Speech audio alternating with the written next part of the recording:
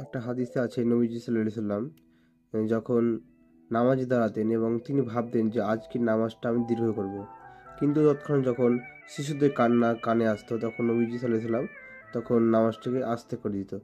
এখান থেকে প্রমাণিত হয় যে এই শিশুদের মসজিদে নিয়ে আসা যেতে পারে।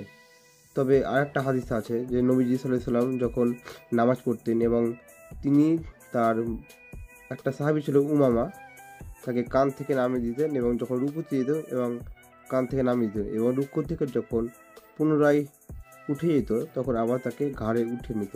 এই হাদিস থেকে প্রমাণিত হয় যে নবী সাল্লাল্লাহু আলাইহি সাল্লাম বাচ্চাদের মসজিদে নিয়ে যেত এবং মসজিদে নিয়মিত নিয়ে যেত। তবে এখানে কিছু শর্ত পালন করা আমাদের উচিত, যেমন আপনাদের যখন বাচ্চারা যাতে মসজিদে বেশি দুষ্টুমি না করে, চেঁচামেচি না করে এবং অন্যের কারণ নামাজ ভাঙা যেন কারণ না হয়, এটা আমাদের খেয়াল রাখা জরুরি।